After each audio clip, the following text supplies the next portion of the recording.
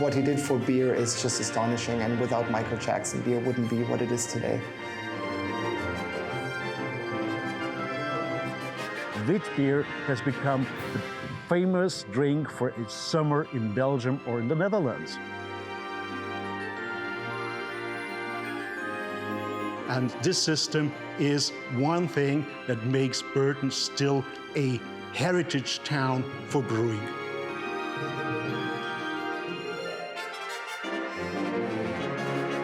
We're here in a traditional Lambic brewery.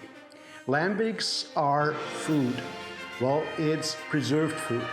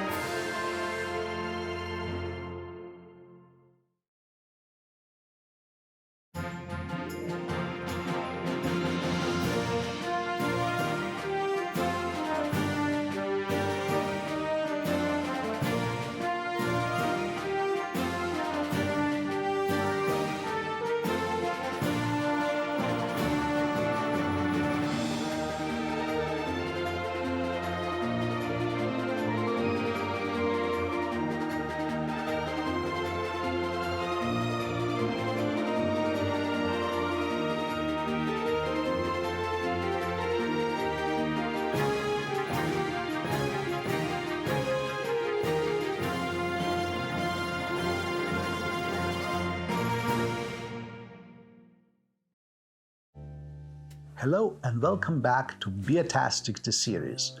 My name is Konrad Seidel, and before I take you on another trip to exciting beer styles in this episode, I'd like to talk about one influential man amongst beer enthusiasts.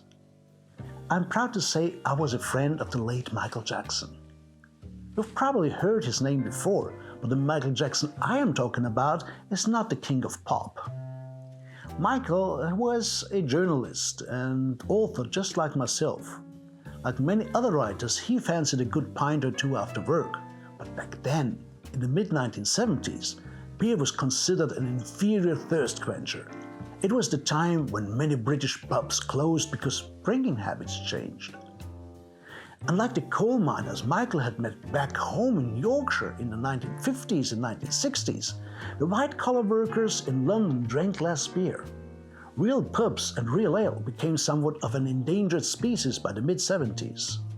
But Michael understood that the English pub was a unique phenomenon. He studied this marvel thoroughly, and in 1976 he published his first book, called simply The English Pub. During the research, he sampled many beers and visited lots of brewers in England. Michael had the habit of always taking lots of notes, so when he had finished the book on pubs, he still had a notebook full of tasting notes and stories on beer and brewing that did not fit into that first book, so he kept on writing, and he kept on hunting for good beers. Soon enough, he was nicknamed the Beer Hunter. His travels took him around the world. His writings became a source of inspiration for many brewers, especially in the United States. Beer enthusiasts in every country were eager to discover new flavors and styles. I myself had the honor to contribute a few pages to some of his books, and when Michael sadly passed away in 2007, I knew that his heritage would live on forever. Everyone in the brewing community had met him personally, or had at least heard of him. Michael Jackson, was it, or Michael Lewis? No, it was Michael Jackson. Oh, I've never met Michael Jackson before his death. No, I read about him, but I never met him.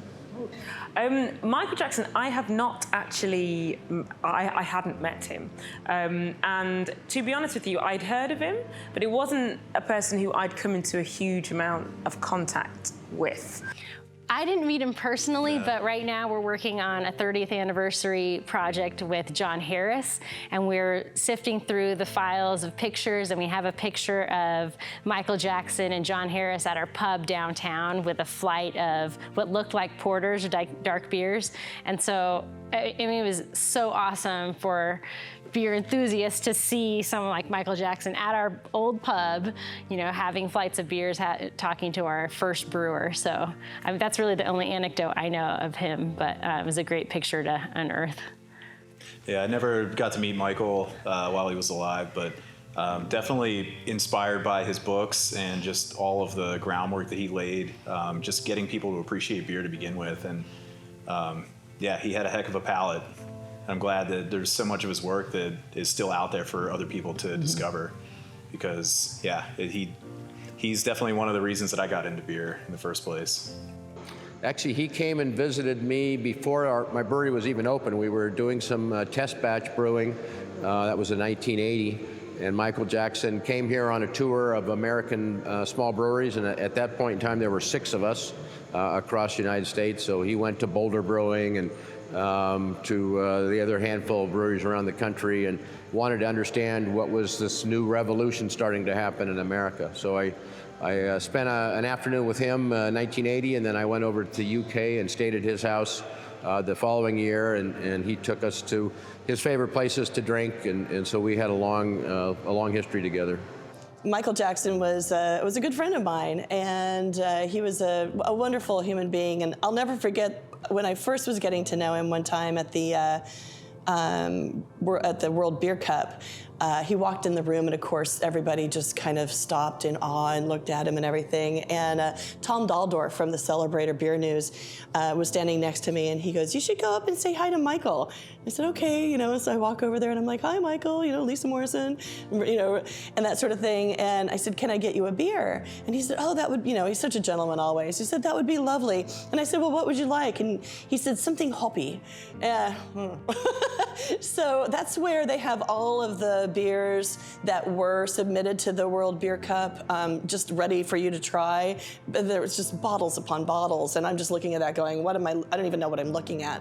So I'm running around all the different tables trying to see if I could spot something I know or something like that. And I finally get to this one table, and I see Laurelwood, which is a local brewery. I see their Deranger, and it's a Imperial Red, but it's pretty hoppy. And I thought, oh, perfect, that'll be great. So get a little sample of that, come running back. By that time, of course, Michael is just surrounded by fans. And I kind of squeeze my way in and sneak in, and I give him his beer. And people are talking to him and everything. And of course, I'm watching closely. Is he gonna like it? And he sticks his nose down, and he smells it, and he kind of looks up at me. And then he takes a sip, and he pops his head up, and his eyes are all big. And I said, "How is it?" He goes, "What is this?" And I said, "It's Laurelwood's Deranger Red." And he says, "It is delicious." I met Michael Jackson first time, 97, in Philadelphia. There was a huge beer event created by Michael Jackson. So he invited a lot of brewers from all over the world. And Sheldon Brothers, my importer, told me to come over to meet the brewers and Sheldon Brothers, because they had a beer tasting and they had my beer there. So he would like to have that I meet Michael Jackson, because Michael Jackson was already writing about Marsbrough in his books. And he was very happy to meet one of the family members of Marsbrough Brewing Company. And he told me actually that he started with a whiskey. So he was a heavy whiskey fan, and then he came also into this beer. So he thought it's also a nice idea to write about good beers in Germany or all over the world, And it's very sad to lose this kind of personality so early, because he was a really honest person, and I think he really knew what he's writing about, Right now you find a lot of guys, they want to write books, but they really don't know what they're talking about. And there's just a few people, they still can do it on the market like you, So, and it's a lot of respect also of my side for you, because it's very important also to write good stories about good beers, Michael Jackson I met him in 1984, so around this time of the year. He was then working in a project from 11 Flemish breweries who wanted to bundle their efforts for exportation to America.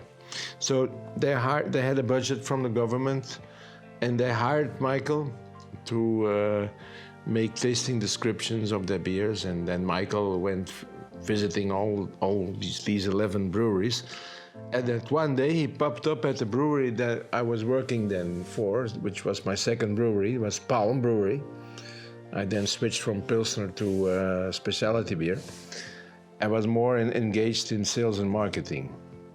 So Michael, I had to show him around, and I spent a day with him. And Michael was then in 1984 telling me about the quiet revolution of taste, which I was asking myself, what does he mean? But anyway, he was telling that people were at that moment already getting fed up with the bland taste of great industrial lagers. They wanted to have more taste in their beers. He explained the starting of home brewing, microbrewing in America. And he also emphasized on the very important role of Belgian beers, because Belgian beers was the only country that really kept all these funny styles, these old beer styles, like Gueuze, what I'm having now, sour beer. Yeah, he said this Belgian group of 11 brewers, which are going to the States now, maybe that can be the beginning of a great development of Belgian beer in the world. Also, you know, but this was prophetic words. You have to say 1984, even in Belgium, specialty beers were not that big. But I really think he was proven right. If you see today, almost 35 years later, we have now so many craft breweries all over the world, and people go for taste. Pilsner is decreasing everywhere, so I think he has more than proven right. You know, in that time, the 90s, there was no internet. So Michael needed Belgians to help him, and I was one of them. And I helped him especially for Lambic beers and Gueuze, because my first, my second, and my third book were on Lambic beers. So he considered me as the man of the Lambic beers. So I helped him a lot. And I remember that we visited before noon a brewery and tasted a lot of their Lambics, Gueuze, Greek. At noon, a meal. A Belgian meal, meaning 4 or 5 courses. In the afternoon, again a brewery. And in the evening, for me, it was finished, not for him. Another 5-course meal. And then we went to Aalst, the nearest city here. I put him in his hotel, because I was the driver. And then he said, "You think, chef, they have interesting beers here in the pub?"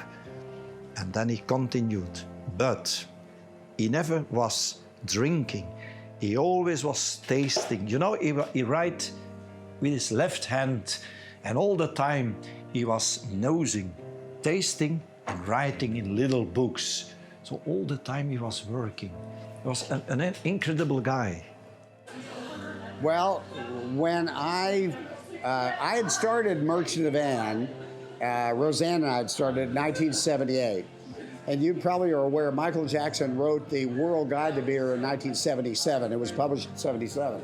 But I didn't see it in 77. I saw it after we had already started the company. And it was like a heathen in deepest, darkest Africa being exposed to the Bible. I was born again, and after reading that book. So Roseanne and I called Michael in London, and we were able to, at those days, you can get someone's phone number, and he was really delightful to talk to. And since I represented the Samuel Smith Brewery from Tadcaster in Yorkshire, and Michael was originally from Huddersfield, also in Yorkshire, he was taken aback that his local brewery was available in America, where a synonym for beer, for American beer, was something of the poorest quality. So it was assumed in Austria or in Germany or in England that if it said American beer or indeed American cheese, it was the lowest common denominator of those respective products. So he was delighted, and as a result of the conversation, we invited Michael to come to Seattle, do a seminar for our customer base, and he did that. He stayed at our house, and we formed a relationship that lasted until he passed away. And my claim to fame, Conrad, is Michael Jackson was buried in a tie of my design, a bow tie, or a long tie, actually. Cheers. Cheers to that. I met him personally once, quite at the end of his life, unfortunately. He was here in Bamberg sometimes, and he spent a lot of time with my father, and they were, well, I would say friends. They were sitting together over Schlenkerla for many, many hours and talked about life and ethics and all that. I met him in 2006 in London at the dinner of the British Beer Writers Guild, and we had a brief conversation. Though I must admit that at the time it was already very late in his life, so I don't think I made any impact on him. He did on me. What he did for beer is just astonishing, and without Michael Jackson, beer wouldn't be what it is today. What I remember about Michael Jackson is his love for authentic beers. His World Guide to Beer was an entirely new approach to explaining that drink, style by style. Michael once told me about the first beer festivals he attended in Belgium and the fantastic variety of beers you could find there even 40 years ago, when most other countries had lost much of their brewing heritage. Belgian brewers were always very proud of the diversity of their regional beer culture. So Michael wrote several books on Belgian beers. He loved them all, but he was most fond of the refreshing red ales of West Flanders.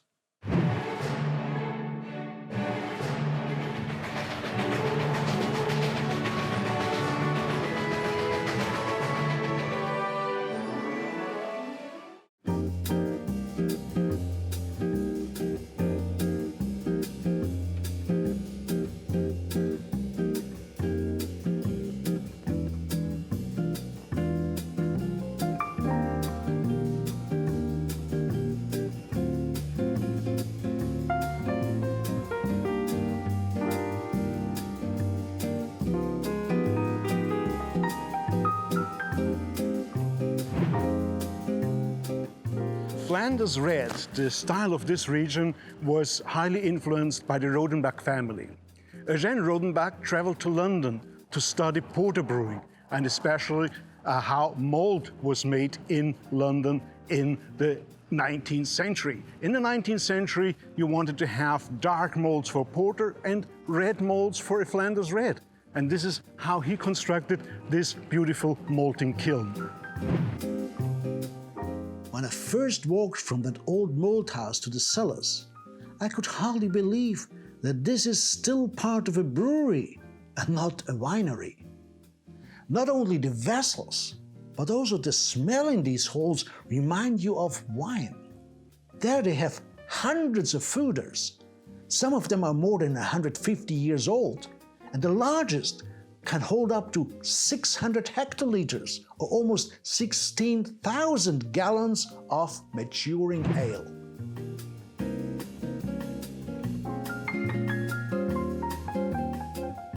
What makes Flanders Red so special is that it's a mixed fermentation. It starts with an ale yeast and some lactobacillus, and then there's a young ale that can be blended with old ales. So these massive foeders, they hold old ales for more than 18 months, sometimes up to 3 years. This means the beer changes a lot. In these foeders you find a plethora of different microorganisms. It's wild yeast, it's Brettanomyces, it's also acidic bacteria, so you get some sourness into the beer, and at the end, the acidity of the finished beer here is about the same as you find in a white wine. So Flanders Red beers, they tend to be very accessible for wine drinkers that normally don't drink beer, but they find the same acidity as in a white wine in a perfect Flanders Red. Let's see how it tastes.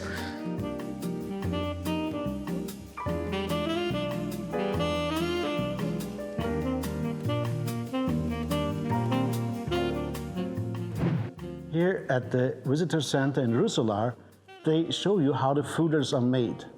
In fact, some of these foeders are more than 100 years old. So you want to have the same microflora in all the foeders to have a constant quality. If you have to replace one or two staves, you always make sure that you have new staves aside the old staves so that the whole system is alive. And this lively organism that these beers, they are in fact a whole microcosmos of organisms, and they produce that wonderful aroma. Here you have this acidity, you pick it up in your nose. It's almost a touch of vinegar. It's lots and lots of fruit, although they don't add fruits to that beer. It's the Grand Cru. It's made of about 1/3 of fresh young ale and 2/3 of the ales that are matured in these oak foeders. And as my friend Michael Jackson used to say, it's the most refreshing beer in the world. Red ales might be the most wine-like ales, but there are many other beer styles in Belgium and the Netherlands that are popular as refreshment. In Flemish Brabant, brewers invented a beer style based on wheat. Michael did some research on that one as well, and found out that the small town of Hugaden had its first breweries in the early 1300s. That town even had its own brewers' guild by the 15th century. The original wheat beers, or wit as they call it, are based of course on malted wheat. But they also contain unmalted one that is significantly cheaper. The style itself has become hugely successful in recent years, far beyond Belgium's borders.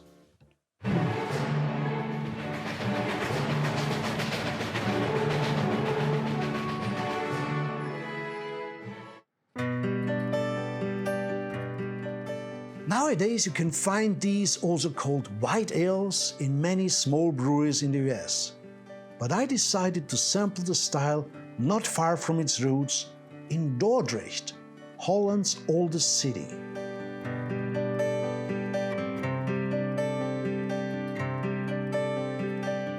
The people from Belgium and the Netherlands are famous for adapting to all sorts of situations, economically, politically, and also weather-wise. In the 16th century, they invented a beer style called Witbier. It's a beer that's spiced with the spices they got from the Far East trade, including orange peel, or maybe also cardamom. These spices made the beer very refreshing, and the base of the beer was of course wheat. So we got this rather turbid beer here, and that style was famous till the mid-20th century. But then it sort of died out because people were turning to drinking Pilsner. Anyway, a guy named Pierre Celis rediscovered the style, built a small brewery, and made the beer the refreshing drink for young people. That was in 1966. And ever since then, Witbier has become the famous drink for a summer in Belgium or in the Netherlands. You can really pick up that aroma.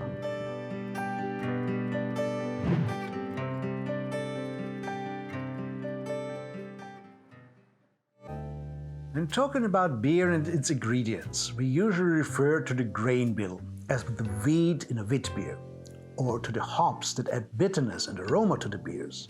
But one important, albeit microscopically small ingredient can have an even more significant impact to the style: the yeast.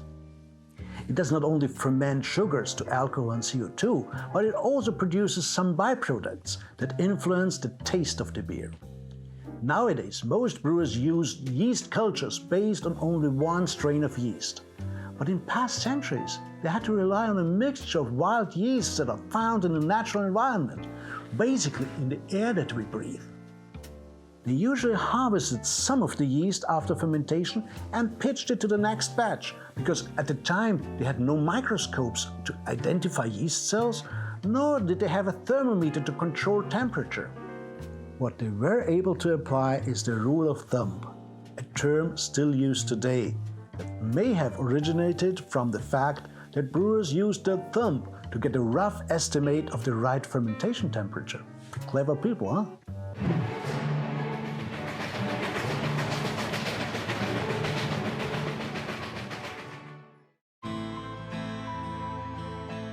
When I arrived in Brussels, well, I couldn't resist visiting one of the cafes before going on with my trip. I guess you can understand it, don't you? Brussels, the capital of Belgium and indeed of the European Union, started out as a small village. Bruxelles, the old name of that village, means a homestead in a marshland or a swamp. Today, the swamp has long gone. Nor do you see anyone drinking an espresso or a cappuccino in a cafe here in Brussels. If a place is called cafe, you can be pretty sure it's a beer bar serving local brews. And these brews made the region very rich. The brewer's house, or Maison de Brasseur on the Grand Place, represents the importance of the Brewers Guild in the 17th century. We're here in a traditional Lambic brewery. Lambics are food. Well, it's preserved food. They use malt and unmalted grains, unmalted wheat, to preserve these grains in beer. After the mashing, they leave everything to nature and get a wonderful beer.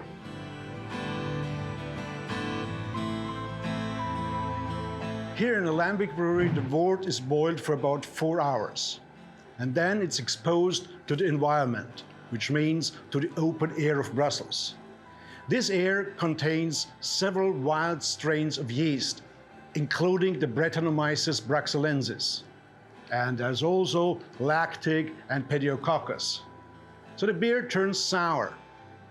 It ferments and matures for between 1 year to 3 years. And then it's blended, so from a lambic it becomes a so-called Gueuze. Gueuze beers come traditionally from champagne bottles, because they have to stand the pressure. And here in Brussels, they always had an overflow of champagne bottles because Brussels has a huge consumption of champagne. They don't send back the champagne bottles, but they use it to bottle their Gueuze beers, because it's the Champagne de Brussels. And so this Brussels champagne, the blend of Lambics, it makes a sour beer, a refreshing beer, and a very dry beer. That's the Brettanomyces bruxellensis that makes them dry. So these beers are unique to the area. Brussels, the town in the swamps, has its own microflora and it has its own taste. And this is why people travel to Brussels.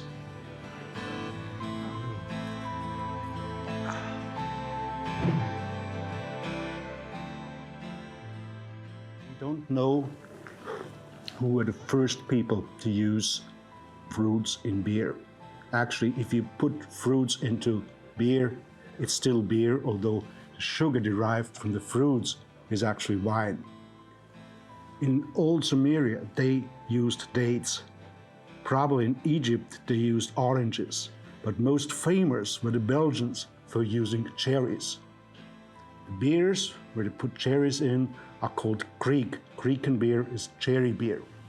Again, it's a sour beer based on a lambic, and they meserize these fruits into the beer, traditionally cherries, but it could also be apricots, it could be grapes, could be all kinds of fruit, and they're all very tasty because at the moment when you add the fruits, the yeast will start to ferment the sugars from the fruit, and it will blend into the taste of the beer, and the sourness and the fruitiness give you this very unique taste.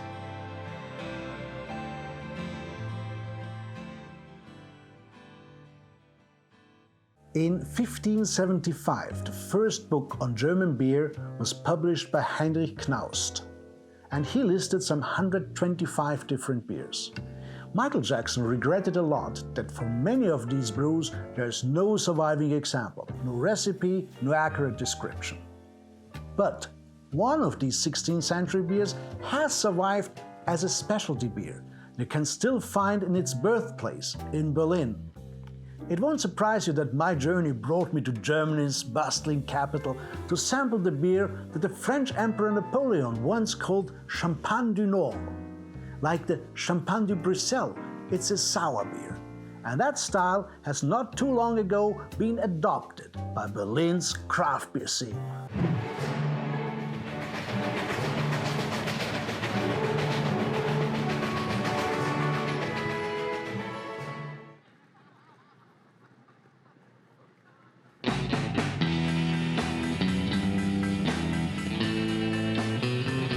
Can you imagine a country that's ruled by a brewer? Can you imagine a king who's actually a brewer? Well, that was Prussia in the 18th century. King Frederick II, he learned the craft of brewing when he was crown prince. And when he became king, he decided that the Prussians drank way too much coffee. He insisted they should rather drink beer. And the beer of his time was, of course, Berliner Weisse. Berliner Weisse is a beer style that's still around today. It's hard to find, but we'll find it.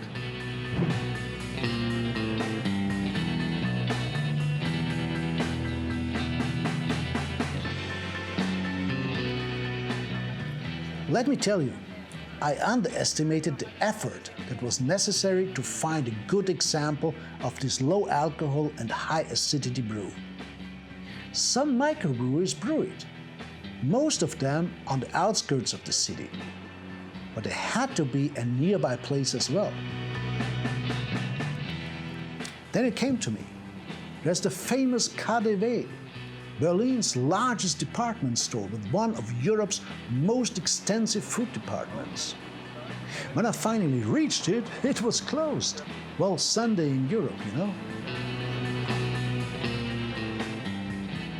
Luckily enough, I was able to catch a bottle in a small craft beer store, only a few blocks away. Soon, I found myself sampling it near an ancient Chinese gate at the Berlin Zoo.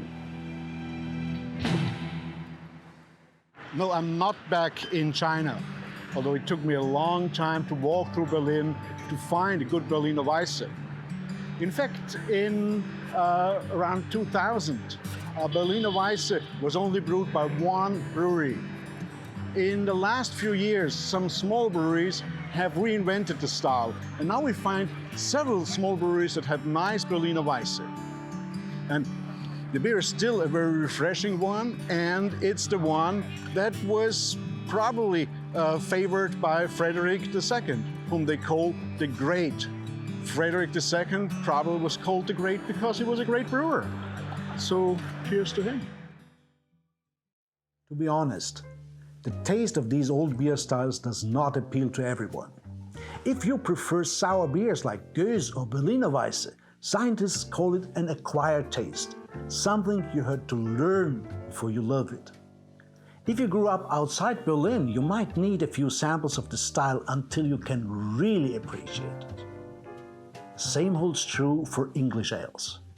Those who started drinking beer by choosing Pilsners will find a real cask-conditioned ale too flat, whereas those who grew up in England will perceive Pilsner and most other lager beers as too fizzy and insist that only real ale is good beer. As we all know, there is no best beer because everyone prefers something different. And that is good and makes talking about beers never dull. But back to the subject. Some brewery managers wanted to get rid of the costly and hard-to-control production of cask beers, and tourists from other parts of the world didn't like the lukewarm ale anyway. Michael Jackson wrote at the time, "The British pub and the British cask beer are unique, and it was worth the effort saving them from being wiped out by standardization."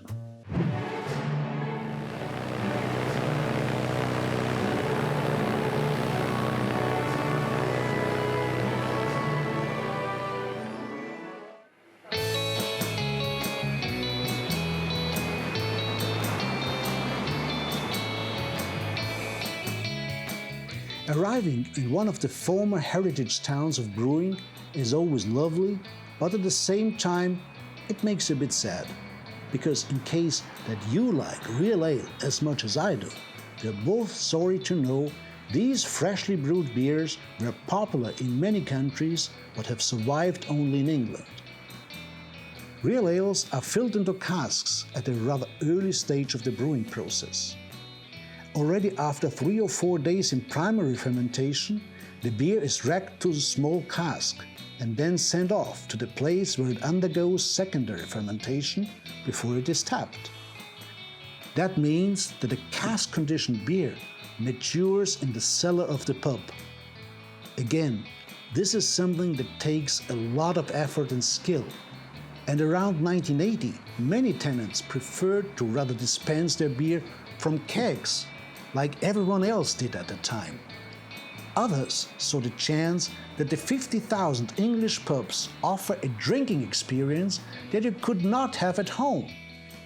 Even today, this beer is brewed according to old recipes, using a somewhat old technology, but the result is convincing indeed.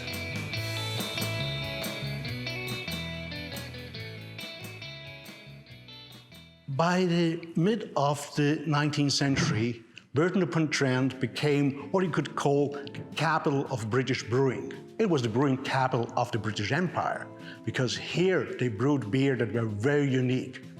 One thing is, Burton had a very good brewing water. That brewing water was sort of enriched with sulfate. And this was unique because you got this clear taste and a nice hoppiness that came from that water. The beers were transferred from here to London, but also to other parts of the empire. Later on in the 19th century, chemists like Cornelius O'Sullivan studied the quality of the water and found out that it was gypsum that added some of the sulfuriness of the water.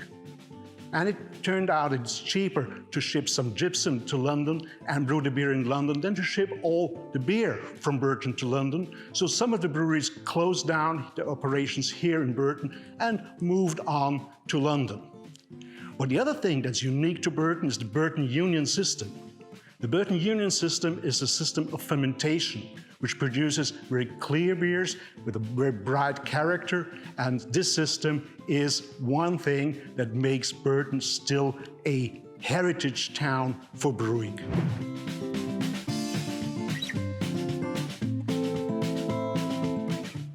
What's so special about British beer?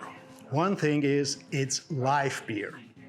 Beer, when it's racked in the brewery, it goes into cask and it's cask conditioned. So it ferments in the cellar of the pub. And then, when it's ready, only then it will be poured. So this beer is clear because they add finings to the beer, and you get a bright beer whenever you pour it from a beer engine. This style of beer was probably very popular all over Europe. But then, with industrial beer production, beers were kegged, and it's more or less flat beer that you get when you go into a pub on the continent. It's different here. There's cask-conditioned beer, real ale, that has gained some popularity in the last, let's say, 35, 40 years, because there was an initiative called the Campaign for Real Ale. And they promoted cask-conditioned beer versus these bland, kegged beers. And now we'll see how to pour a real cask-conditioned real ale.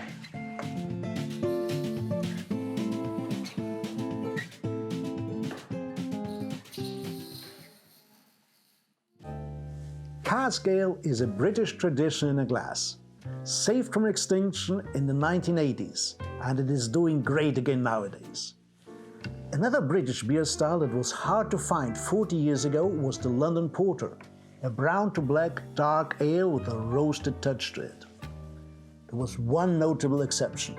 While English brewers had lost their interest in these beers, Irish brewers discovered that porters were an excellent drink for the people on the Green Island.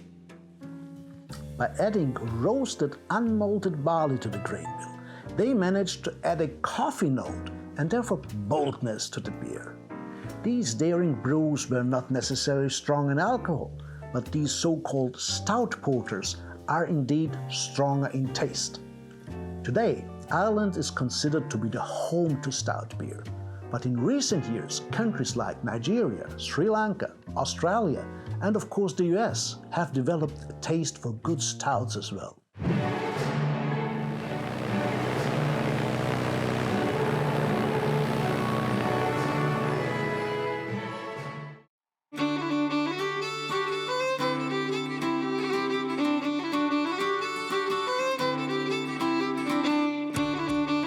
Ireland has a reputation for being drinkers' paradise.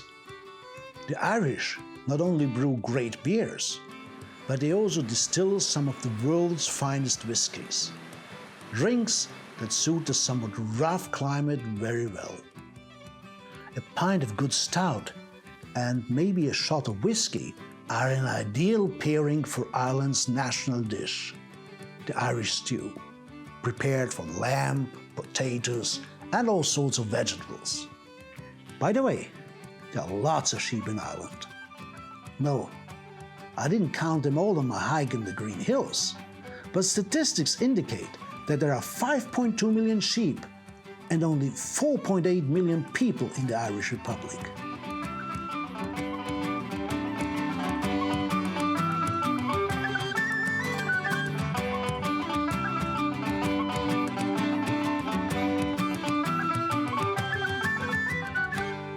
The Irish people may be merry old souls, but despite a common rumor, they do not appear to drink too much. The average per capita consumption of beer in Ireland is 97 liters, far below the 107 liters of beer consumed annually by the average inhabitant of Austria or Germany. But as we know, beer is not about the volume of consumption, but to explore the significant diversity that is available on the market, and to sample it along with a good meal and, more important, with some good friends. I have to admit that all the walking around in this beautiful country made me thirsty. Before I continued my stroll to the next destination, I decided to take a quick pause in one of Dublin's most renowned pubs and try one of their new local brews. Sometimes life can be quite enjoyable, right?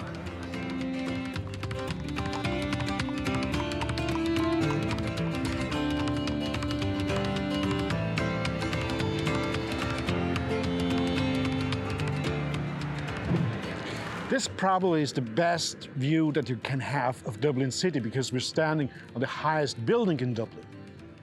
Today, the brewery at St. James's Gate is Ireland's topmost tourist attraction.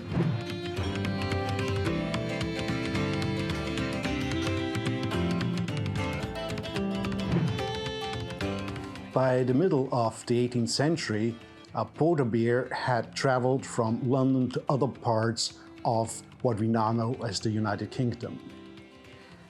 This porter beer became popular with those people who were drinking unhopped ale at the time, and so were the Irish. But in 1759, a brewer named Arthur Guinness decided that he would set up a porter brewery in Dublin. And he thought that porter beer could be brewed in Dublin even better than in London. He proved quite successful with that. And the beer that he developed from the porter was the stout porter. Stout porter became a style in the 19th century, and commonly it's only known as stout.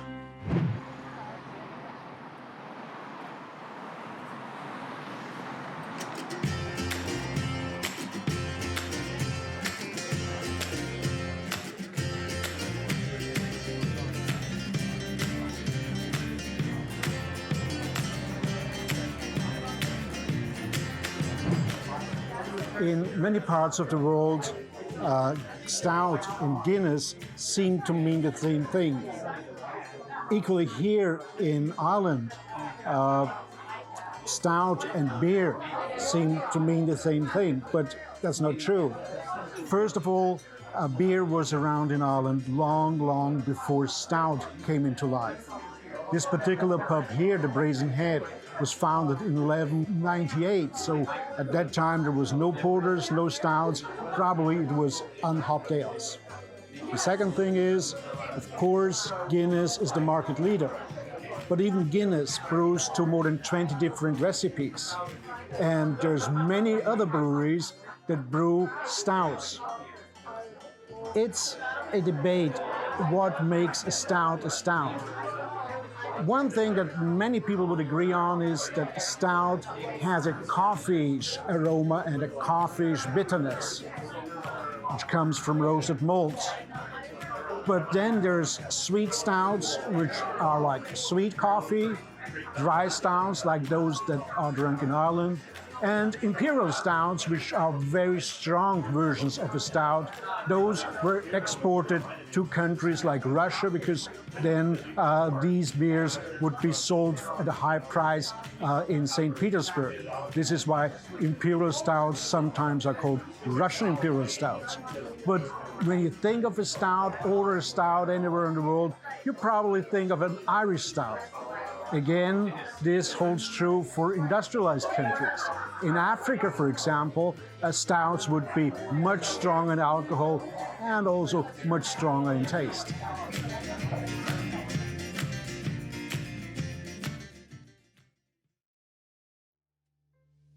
When browsing through old brewing manuals and books, you will not find too much about Irish stouts.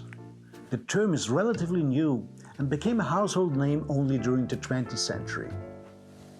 With other beer styles, it's the other way around. I have stumbled upon a beer style named Graetzer many times in the past and had no idea what to make of it. Even my friend Michael Jackson couldn't help. He couldn't even find the town of the name on the map. There's a reason for that. The town formerly known as Graz was part of Prussia, and after World War I it was handed over to Poland, where it's nowadays called Gorlicz Wielkopolski. But the beer's fame was unbroken. Old recipes indicate that Graetzer is a very light, very refreshing beer, based on wheat and smoked malt with just a hint of tartness. However, they discontinued production in the 1990s. The good news is that courageous Polish brewers recently revived the quite extraordinary beer style.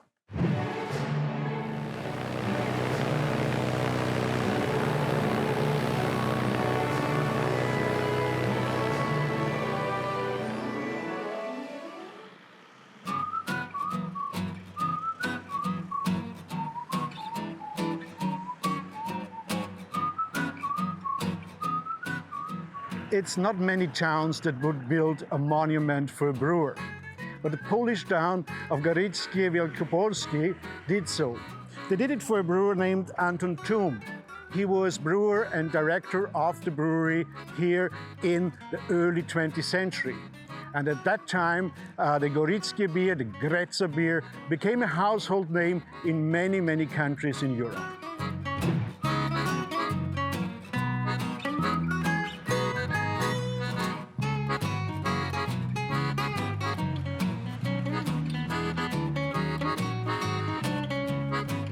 The story of Graetzer beer has a lot to do with the good water here in Graz. Well, one thing is that it was actually bad water till a Benedictine monk came, Bernardus, and he prayed that God would make better water for the city of Graz, and he did. So we got better water here, and that was the starting point here at this town well, where they built the first brewery in Graz. It doesn't exist anymore, like many other breweries in Graz that have disappeared.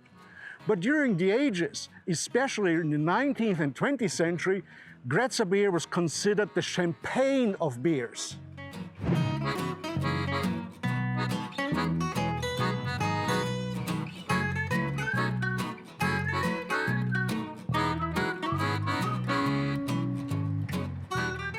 It was definitely worthwhile to visit Gorlicz Wielkopolski, because this historic town has many buildings that bring back the memories of the rich brewing heritage it once had.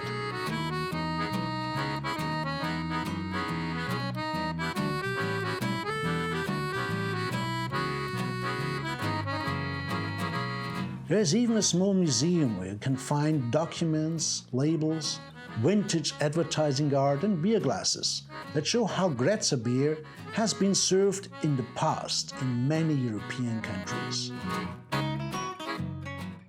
The original beer was so light in alcohol that even small children drank it, of course unthinkable today. It is positively a beer style worth a beer hunt. And even Michael Jackson, the beer hunter himself, would have loved to see that this old style has made its way back to the shelves of local craft beer stores. I could have spent a lot more time there and talk about beer with the administrators of the museum. But I had to go back home to prepare for my next journey with you. The next journey will be exciting indeed. We will travel to places like Prague, Pilsen, Sards, where hops are essential to the beers of that region. We will enjoy some time at the Oktoberfest in Munich, jump over the big pond to San Francisco and hunt for old beer recipes in Goslar and Ghent. I wish you all the best. Be adventurous. Try some beer styles you have never tried before. Until then, cheers, Prost, Salut, and goodbye.